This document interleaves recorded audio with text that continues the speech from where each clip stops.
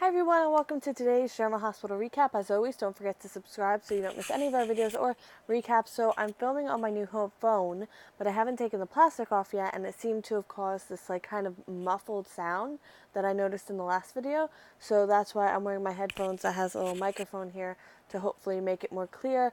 I tested it before and it sounded clear to me, but if it's not clear, just let me know.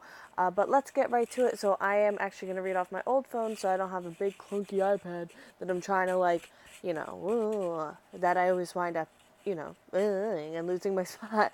Anyway, let's get right to it. I have my big bold text that you can't see at all. But anyway, trust me, it's very big text, so we should be good. All right, let's get to it, right? So at Nathan and Maxie's apartment, they are back home, and they already told Claudette's mom about her passing, and apparently Lulu's in there with lots and lots and lots of boxes. So she's surprised to see them, obviously, and she thought they were honeymooning, and not quite. So she stowed away all the wedding gifts and was just about to throw away all the boxes, hence all the boxes. So they tell Lulu Claudette was, kind of committed a little bit of suicide there. And Lulu doesn't buy the suicide angle. Nathan says he didn't at first either, which kind of surprised me, but whatever. But she, Claudette was deeply unhappy and had alienated everyone, so it's not like a huge leap. So Lulu feels that Valentin is a killer and the timing is too convenient, and this fuels her even more. And Maxie is honestly scared for Lulu because, the last person who tried to keep Charlotte away from Valentin wound up in a river. So Nathan gets a call and has to step out. Lulu reminds Maxie that legally, they can get married now, I mean, not to be heartless or insensitive, but, that obstacle's out of the way. And Maxie says they can't get married. Her death is going to impact Nathan, and she has to let Nathan process this. And, also on the selfish side of it, she doesn't want him thinking of Claudette while they're getting married. And Lulu says, you know what, that's the right call. Nathan hears Maxie talking to Lulu about how everything's in limbo, and I don't know, I think he realizes exactly how hard on Maxie this is because he's perfect. Anyway, Maxie thinks about how happy they were prior to hearing the news about Claudette, and he has to go into work. What's new? And she's like, you know what, I might as well go to work too. What's the worst that can happen? Fight with Nina. Wait until Nina finds out. Just saying. So they're gonna ride together, and Nathan makes a call, and he needs a favor. And I was like, oh, what's the favor? I bet it's gonna be perfect, just like him. Sorry, I just realized I was on the mic and I might have just ruined your eardrums. I apologize. I'm trying to keep my voice kind of low because I realized I'm mic'd up here, hopefully. So, I don't want to blow anyone's eardrums out. It's happened to me many a time. What's wrong with your little eye, E-Cat? E-Cat has a runny eye. Anyway, at the Metro Court, Anna tells Valentin they need to talk about the picture that she puts down right in front of him. Oh, sweetie. Oh. And Emma found it, and Anna's just returning it. You know how kids are. Sometimes they pick stuff up at people's houses, and Valentin's like, oh yeah, can't imagine how that happened. So he makes it seem like the picture's no big deal, but she knows better, and we know better because he literally had a bit of a tantrum over it. So she knows he was at the academy, and he was in her room on her birthday, and he knows she doesn't remember what happened that night, even though she tries to kind of make it seem a little bit to get him to give information, but he sees right through her, unfortunately. So Anna asks Valentin what happened that night. She's very straightforward about it. He won't hand her the information. He says that she has to figure it out. Come here, E-Cat, say hi real fast. Say hi, my name is E-Cat, and I say no. Hello. Say hi. Say hi. Okay. She meowed. I don't know if you could hear that. Probably not. Well, she kind of meowed right into the microphone. If it is working as a microphone, can you hear me now? Hire me, Verizon. Anyway, so she has to figure it out, and his mask kind of starts to slip. His metaphorical mask. This isn't 2014, 2015. Anyway, shout out to Past German Hospital Storyline. Woo! So maybe it's not what he did to her. Maybe it's what she did to him. Dun, dun, dun. So that's pretty much as big as a breakthrough we've gotten in this story. At the hospital, Elizabeth congratulates Laura on being on the hospital board. She realizes that she should have said it sooner, but, with the way they shot the scenes, I'm just kidding. She's had a lot on her mind. So the conversation quickly turns to Franco, but not in a negative way. Maybe it's for the best if he does stay away. But, Elizabeth talks herself through her feelings. She feels maybe she's being too cautious with Franco, which is just crazy to think about, but it's possible. And, he's done so much for her and her boys, and is she making a mistake stepping so far back, even if he is making this decision for them? Charlotte gets briefly mentioned, and then Laura needs to take a call from Lulu. At Franco's place, his studio, Franco's thinking about his decision to kind of take a break from Elizabeth for her own sake, and the police show up at his studio with a search warrant, and by the police, I mean Jordan and Dante. So they're asking about the dog cage, and he says it's from when he briefly had a dog, but he gave it away. And, as you can tell from everything in here, I don't really throw stuff away. So, that's not weird at all. Jordan questions him about the knife, and he says he doesn't have one. And Franco decides to leave and let them search by themselves, which was either really smart or really dumb. While Jordan's looking at the Elizabeth painting, Dante finds the zombie/dead Tom Baker painting, where he looks strangely a little bit like Mark Pellegrino. Did you see? In that painting, he looks kind of like Mark Pellegrino. Mark Pellegrino had dark hair and kind of... Did you see a little bit? I think it's the cheekbones and the face shape, to be quite honest with you. Anyway, Elizabeth shows up, and Dante shows her the Tom painting, and she wants to know where Franco is, because they can't just be searching without his knowledge, and they're like, oh no, he was here, and he left. And she sees the dog cage, and that kind of gives her pause, and Dante's like, what's wrong? And she's like, because she realized she shouldn't have had pause. So she says, it's just been a long day, and Jordan's like, you're lying. So Elizabeth wants to go because she's like, no, I'm not lying. And Jordan asks her to answer some questions. And Elizabeth, she doesn't want to. Last time she was answering questions, there was an attorney present. There's no attorney here, so she didn't want to ask questions. So then they decide that they're going to pull prints and DNA off the dog cage. And I'm like, great, Elizabeth, good job. I know, it wasn't really her fault. She honestly could have just been surprised to see a dog cage there. But I don't know. They're looking too much into this, right? No, they're not. So Jordan asks her about the dog cage. Elizabeth has nothing to say to help. And she's leaving. And Elizabeth says she knows that Franco did not commit the murder. That's what she knows for sure.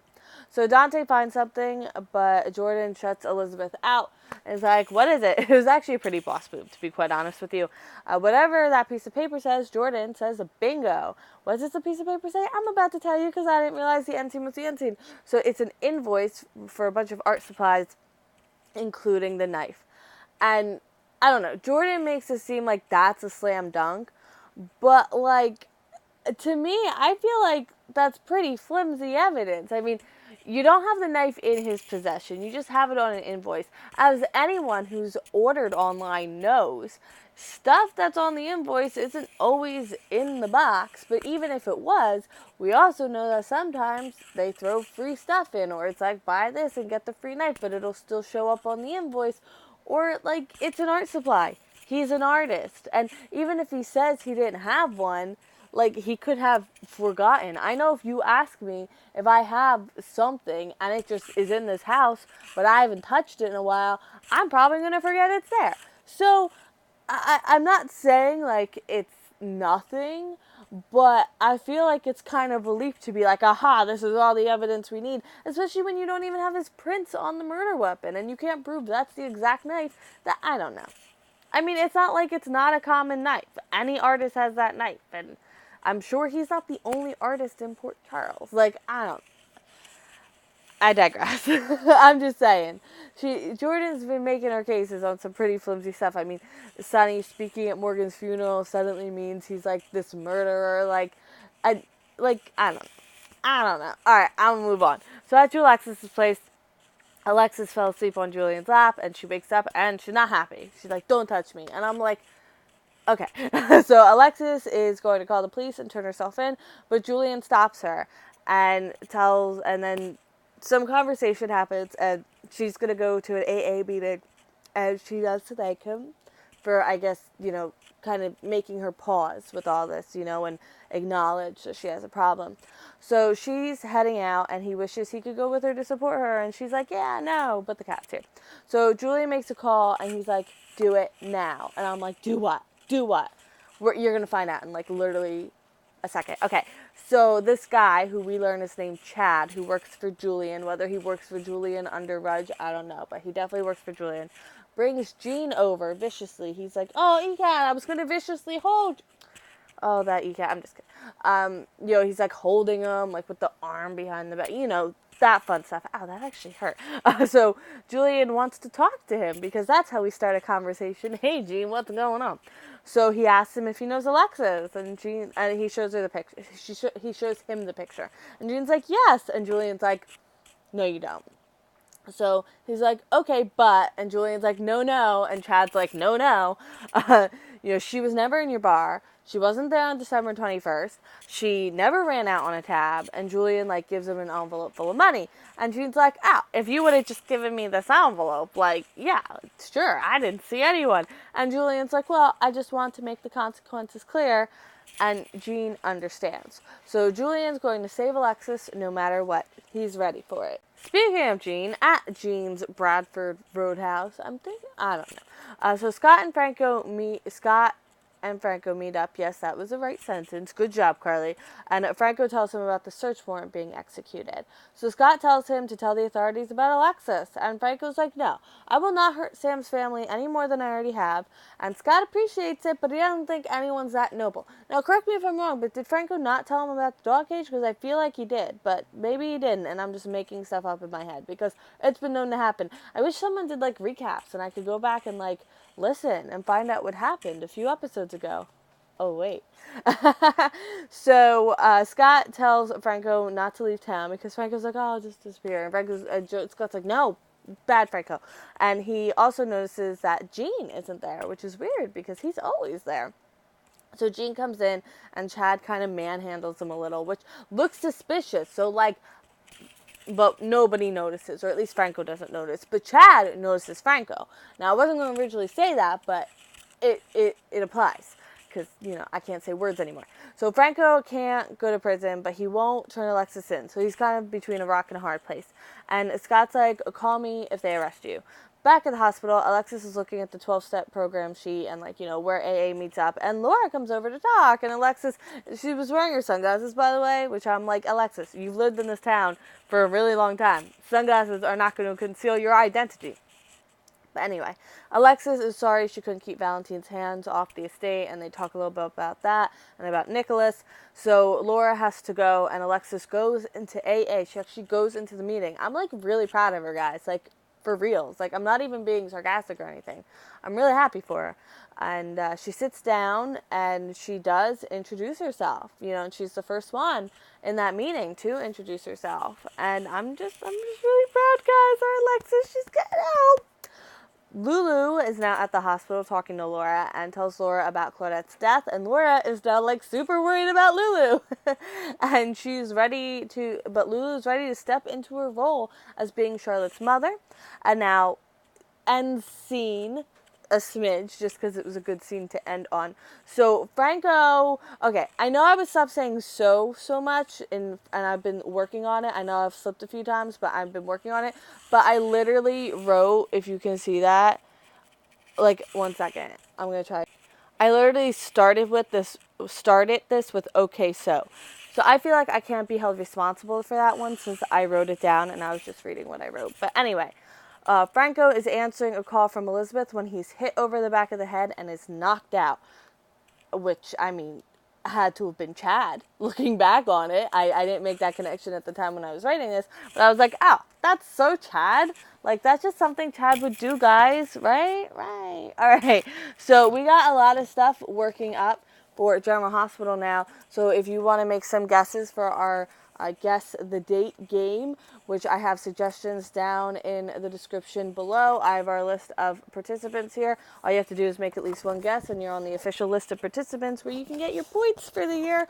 And so this is official end of recap, but if you don't know about this, I'll talk about it a little bit. But if you already know about it, thank you so much for watching, and I will see you tomorrow.